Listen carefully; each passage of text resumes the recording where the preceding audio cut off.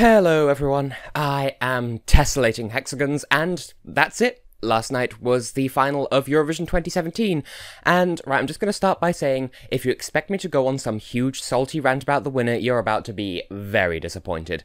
So, first of all, it falls to me to say congratulations, first of all, to Ukraine for hosting 3 really good shows, you know. There were some doubts earlier on in the season that they might be able to pull it together in time after all the difficulties that they were beset by with a whole load of stuff quitting at that one, it was like February, I think, and then also the issues with Russia and a load of other complications. They were able to put on 3 spectacular shows at the end of it all, and they really do deserve commendation for that. Especially in the face of all the fans trying to compare them to Stockholm last year and saying they could never be as good as when Sweden hosts, and just seeing what they wanted to see because confirmation bias and blah. So yeah, congrats to Ukraine, you did a really good job. Now at this point, I personally would prefer to start at the bottom of the scoreboard and then work my way up and talk about them in that sort of order, but you're probably here to listen to my thoughts on the winner and possibly the top 3, maybe the top 5 if I'm lucky, so it would make more sense for me to start there. So yeah, to hell with what I want. Okay, let's start with the winner then. So, obviously, congratulations to Portugal, Amar Pelos Dois and Salvador Sobral.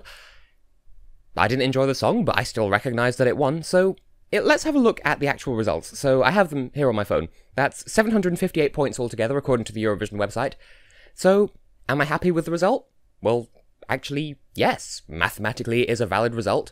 I recognise that, in my household, the song wasn't very popular, but, I mean, neither was Sweden, that came 5th, so we didn't enjoy it, and the people that I know didn't enjoy it, but clearly the rest of Europe did, and the juries did, so there is something in the song that we're just not getting, but I don't mind that. So, am I disappointed with the result? Well, again, not really, it's a victory for democracy. Sure, I'm a bit sad that my favourites didn't win and or that a song that I didn't enjoy personally did win, but I'm not going to tell him that he doesn't deserve it, because clearly he does, otherwise he wouldn't have won. So, yeah, as far as I can tell, the staging and the delivery of the song were completely suited, you know, the staging's fine, the performance was fine, so whatever it is that's magical about the song, it conveyed that accurately. Once again, in my household it wasn't received, but I'm not going to deny that it's there because there's plenty of evidence to say that it is. So, a worthy winner, I suppose, though that's really all I have to say. My opinions on the song haven't changed. I still think it's a valid composition that doesn't really appeal to me, and my world hasn't been rocked, you know, my mind isn't blown by the fact that it's won. I was aware from the outset that this was a possibility, but then again, that proves something that I've been saying for a while, especially if you watch my live streams, you will have heard me say that I firmly believe that any country can win the Eurovision Song Contest, and Portugal has proven that. So they've gone for years and years and years and years, over half a century of taking part without winning, and I've won. Anyone can win. And so I'm happy with that. And another reason why I'm happy is this proves that it's not political. Because as someone who lives in the UK, a lot of the time I will hear, like, if I say, oh yeah, I like Eurovision, the first thing I will hear is, oh, it's all political, we should withdraw, boo-hoo, Brexit. Oh, shut up. This proves that it's not political, because Portugal, politics, where's the connection? If it were all political, they would have got 12 points from Spain and that's where it would have ended. But clearly it's not political, people like the song, which is how it works, and this proves that, and that makes me unspeakably happy. As well as that, we've got a song that's fully not in English winning, so it proves that you don't have to conform to English in order to win. It's a genre that is atypical of Eurovision of the current zeitgeist, so again, it proves that you can break the mold and still do well. And it also flies in the face of the likes of, let's say, Sergei Lazarev last year. Just goes to prove that you don't need a crazy over-the-top performance in order to secure votes. I do have one minor-ish complaint with it, but it's got nothing to do with the song. It's just that I'm concerned that there's a prospect of this potentially propagating a culture of sore winning, because this morning I woke up to quite a few nasty messages on my, based on my review of the Portuguese song when it was first chosen. So much for celebrating diversity, eh? Now, I'm going to spare you lovely people me reading those out because they're really not worth the time of day, but I can't say I'm a huge fan of this concept of, like, during Salvador's winning speech, he said something, I don't know how seriously it was meant to be taken, but something to the effect of, my song is the only real music in the competition. Yeah, if you're gonna win the world's biggest music competition, maybe don't insult the people that you were competing against, because that just seems like, he's allowed to like whatever genre of music he likes, and that's fair enough, that's completely fine, because if we all like the same thing, it wouldn't be a contest.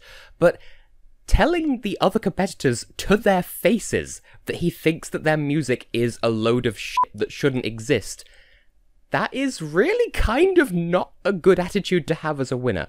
I'm not going to tell him how to behave, but that does seem really undiplomatic. I mean, the whole slogan of the contest is celebrate diversity, and telling people whose music is diverse from your own that they are wrong for being diverse kind of completely contradicts that. But other than that, sure, I'm fine. It won, and I'm not salty about it. It's just that one complaint that I have, but I mean, I've been told that Salvador's personality can be sort of the no-filter, sarcastic, witty type, so I don't know, maybe he was making some other statement in saying that, but he should be aware of how these things can be taken out of context, so just throwing that one out there. Anyway, in second place is Bulgaria with 615 points, and did I not say that Bulgaria is going to be one to watch over the next few years? Because they came back last year, they came fourth, then they turned up this year, absolutely certainly blew me away in the voting, because I voted for Christian. I would have done it in the semi-finals as well, but I didn't get to vote in semi-final too. But yeah, definitely voted for Bulgaria, because really good song, really well performed.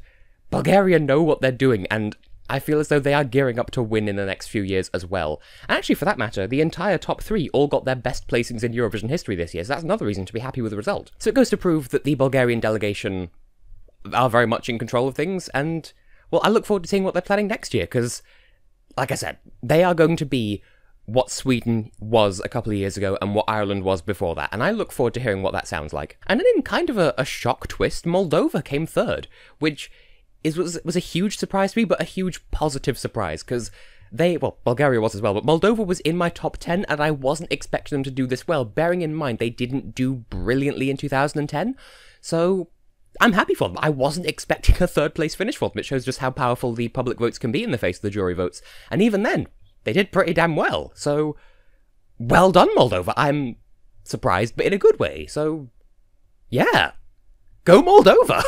And then Belgium got another fourth place finish after the last time. The Walloons, are they the Walloons? Yeah, the Walloonish side of the Belgian delegation. Last time they took part, of course, was 2015. Loic also came fourth. So, well done, Blanche. And I will say, I did say after the semi-finals she deserved a second chance, and the performance of her song in the final is exactly what I was hoping she would do to capitalise on this second chance. It was a massive improvement over her semi-final performance, and I'm glad she didn't waste this opportunity that was given to her. I have heard that the delegation was really hands-off in preparing her for the contest, so, like I said, she deserved the second chance, and she milked it for all it was worth in the best possible way, so good on you, Blanche. A really well-deserved fourth place when all was said and done. Congratulations. And then Sweden came fifth for the second year in a row with a song that I wouldn't have put fifth personally for the second year in a row, but, I mean, whatever. Don't really have any comments, it's just Sweden, it's a song and it did well. Nobody is surprised by this. Italy came sixth. People are very surprised by this, because for so much of the lead up to the contest, there was so much hype around Occidentali's Karma, and, you know, people were so like, oh my god, it's going to win, it's going to do amazingly, and it sort of took a massive lead in the OJE poll to the point where it was unassailable after about 2 people had voted, which I know isn't mathematically possible, but, you know, I'm exaggerating. Hyperbole. But it had a ridiculous lead in the OJE poll, and then suddenly, in like the last 2 days before the contest, suddenly slipped down to second, and then Portugal won. So, I don't know what happened, but part of me is sort of glad that this didn't win, just so that, I mean, once again, this is speaking as someone who's a Eurovision fan in a country full of Eurovision haters. Imagine if Italy had won, everyone in the UK who doesn't watch Eurovision regularly will just be like, oh, Eurovision, isn't that the one with Harambe? And I'm just, no, you're making my job so much harder, because what I'm trying to do with this channel and with my radio show is make the United Kingdom love Eurovision again, and if they see it as a massive joke, which, to be fair, I know the song isn't meant to be a joke, but if people don't understand it, then that's how they're going to interpret it, and I did a video about this time last year about how interpretation sometimes matters more than the real thing, like, what is real enough? I don't know, it was a rambly video, but if people perceive it as a joke, they'll take it as a joke, whether it's intended to be one or not, so in that regard, I'm glad it didn't win, but it still got a top 10 finish, and I think that's what it deserved, so good on you, Italy. Once again, don't know what to expect next year, but whatever it is, I look forward to it. Then Romania, coming 7th. Okay. Once again, I don't really have much to say about that, just well done. The staging was a bit wild, but in a memorable sort of way, so I'm glad it is a song with a good message. I do worry once again that people might take it as a joke because yodel it, but it's a song with a positive message about, yeah, you can do the thing. So it's nice to know that that was well received. And similarly, oh no, oh wow, I completely misread my notes there. Okay, so 8th was Hungary. I somehow managed to missee the flag as something else entirely. So Hungary came 8th. Again, really glad for him, because it's the sort of song that I could not predict whether this would do really well or if it would flop, so I'm glad that his message got through. And I do really like this alternative interpretation of the song that I came up with during the, I think it was during the semi-finals, that if we think of the song as being from the point of view of his backing dancer, if she's Hungarian and he's Romani, then the song is actually, the verses are Hungarian and the chorus is Romani, but if we're listening through the ears of the dancer, she can't understand Romani, so she just hears yola. Like, it doesn't sound like words to her, but I don't mean that in an insulting way, because, for example, last year, one of my friends told me that she didn't think that the Crimean Tatar words of 1944 sounded like words, but, like, not in an insulting way, but just she couldn't work out where one word ended and the next begins. And I feel the same way with Lithuanian. Like, that's not meant to be an insult, it's just understanding foreign languages is a difficult thing to do if you don't know what to expect. So I like that as an interpretation. And Australia coming 9th. Good for them. I mean, it's technically their worst placing ever, but they're still in the top 10, so good for you, Australia. I think there was quite a bit of a divide between jury and public votes on this, both in the semis and in the final, but, I mean, we have a fair scoring system, so they came 9th, and good for them. I really liked the song. I still refuse to compare it to Sound of Silence, but I couldn't compare it to Tonight Again, because they're both really good songs. Sound of Silence is also good on a technical level as well. So, Australia, I hope they do still continue to take part next year, because they said they're going to have a national final, and imagine that, they could have, like, I don't know, 10 top 10-able candidates in that, and it could just be incredible. I don't know. Australia, good job. And then rounding out the top 10 is Norway. So glad for them, because I was rather afraid of how this song might do, because there were some people saying, oh yeah, Norway's not going to qualify, blah, ha, ha. But then my mother and I both really like the song, and so we're really pleased. Is vindicated the right word here? We were really pleased, anyway, to see that it finished in the top 10, because we couldn't keep our eye on it because we were too busy looking at how the UK was doing and how Portugal and Bulgaria were doing, just to monitor our own country and the top of the scoreboard. So we sort of lost track of Norway, so to see that they finished 10th is really heartwarming, because it is a good song. We do really like it. It was my 3rd place this year, so yee! And then we got the Netherlands finishing 11th.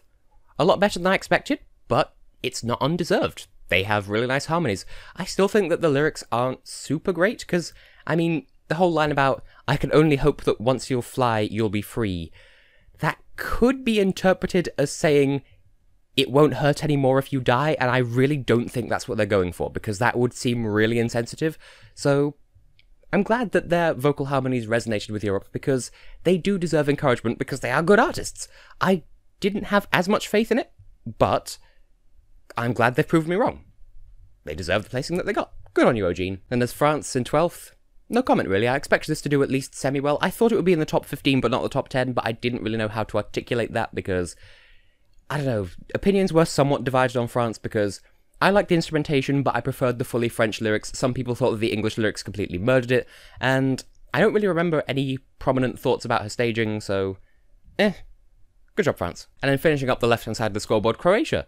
My parents really loved the song. I don't know why, like, I don't hate it. I think it is really, really pretty, but it's one of the ones that, like, it would have been in my top 15 if we'd been counting that. So I don't know, it's got a good pair of voices, the staging was adorable, so yeah, 13th. I'm okay with this. 14th place, Azerbaijan. Thought they'd do a little bit better, to be honest, but, I mean, that is still an admirable place, because you don't, I mean, not until recent years have we grown accustomed to seeing Azerbaijan on the right-hand side of the scoreboard, but they're still in the final. It's still an excellent song. It's still one that's going to persist on my personal playlists for quite some time, so I'm glad that she didn't do badly, I will say that much, because this is a good song, great staging, although it is a bit difficult to understand if you don't read up on it, and a lot of people aren't going to have the time or the patience to read up on it, so fair enough. So, bearing that in mind, good on them for doing as well as they did, because some people might just have, in the same way that people might have laughed at Francesco's gorilla, they might have been like, oh, ha, it's the horse lady. So, in the face of that, again, congratulations. And then the United Kingdom 15th. Now, I fully expect that when I go into university next week, I'm going to be met with, "Ha, see, I told you we wouldn't win," and I'm going to say, well, no, hold on, this is actually a good thing for the United Kingdom, because it's a whole 10 places or thereabouts advancement on our placings in recent years. It's our highest score since 2011. In fact, it's higher than 2011, because we got 100 points this time, 111. So I'm happy because it shows that the UK is starting to take it more seriously, and with enough work, yeah, we could feasibly still make it. It was really encouraging to see that the betting odds for the UK were improving, and it was nice to see that we were on the left-hand side of the scoreboard with the jury votes.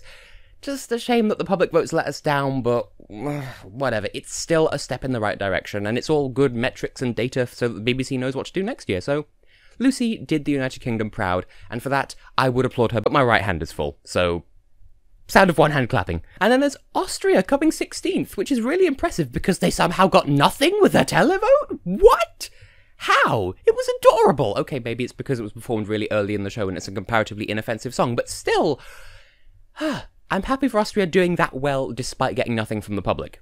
If I'm remembering correctly, I didn't have that in my notes. But, okay, the only thing that I'm going to talk about here is, so apparently my family were the only ones who thought that the line is, "You've got to get off your chest." So, right, let me explain this, because it finally clicked in my head why we were misunderstanding it. So, the actual line is, "Whatever you want, whatever you need, you've got to get off your ass," and that's why he doesn't say it, because it's ass that he's meaning to say. And that makes sense, because the lyric is, if you want something, get up and go and do it, rather than just waiting for it to fall into your lap. And that I understand, because my mother and I think my father as well by extension, we all interpreted it as, if you want something, name it, get it off your chest, say that you want it, and then sort of visualize it, wish it, want it, do it, all of that good stuff. So that's why and also chest rhymes with mess more than ass does, just throwing that one out there. So that was our line of thought, but it totally makes sense now that it's been explained to me, so thank you for that. And then Belarus! Belarus. Good to see them in the final, and really good score, bearing in mind, I didn't know how well to expect them to do, if that made grammatical sense. I didn't know what to expect from their final score, but they got 2 12s, so jolly well done. I'm glad, because this goes to prove that, hey, Belarus, you can send Belarusian and people will still like you. In fact, on average, they'll like it more than most Belarusian entries, so I'm glad, because that's encouraging and stuff. And then Armenia, doing a lot worse than expected. I mean, that is still, 18th? But, I mean, I expected more because the staging was really impressive, and there were some people going into the semi-final saying, "Oh yeah, Artsvik could totally win." But these same people were saying, "Oh, it's so boring and forgettable when it was first chosen, so that may be why it did so comparatively poorly in the end." I don't know. But, as I said, whoever choreographed it, they deserve some sort of reward, because that was really well put together. So congratulations, Armenia. And then Greece and Denmark both tying on 77 points. Don't really have any comments on either of them, really. They were both songs there. Not super-de-duper-de my sort of thing, but I can still appreciate them, and I know that for other people they really enjoy them, and for others they really don't like them. It really depends whether you're into that sort of pop, really, or whatever, It's a question of taste, but then again, that's exactly how voting works. What was the point of the sentence? Then Cyprus coming up after that. I wonder if that had something to do with them performing after the UK, and maybe something to do with the fact that he got the lyrics wrong live. That could totally just not be a thing that people notice. I don't know. That was just a little thing that I picked up on. Just it just proves what I was saying about the song, where the tune is more memorable than the lyrics. So he said "let" instead of "watch" at one point. That's what I'm driving at here. I doubt that would be enough to curb stomp his score like that, but it just goes to show, with Portugal at the top and Cyprus all the way down here, people are really starting to move away from the Thomas Gierson bordering on overproduced kind of pop. They want more authentic stuff, and I mean, even comparing this to Hovig's national final song for 2015, bit less sincere, so maybe that's what was reflected in the score? I don't know, you could spend all day reading into this sort of thing. Then Poland didn't do very well, which is a surprise, because I think Poland this year is like what Hungary was last year.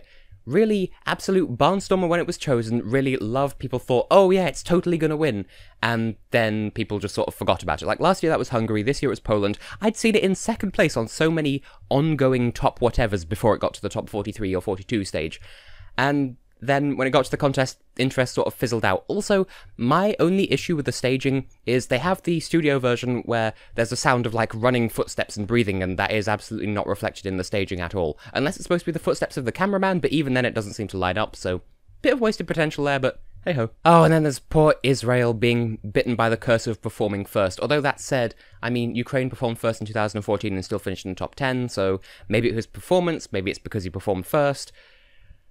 I don't know. Maybe it's just because it was outshone by some of the other songs this year. That's also a distinct possibility, but I mean, Imre can still be proud of the fact that he was in the final, so good on you, Israel. Hopefully, Israel don't withdraw.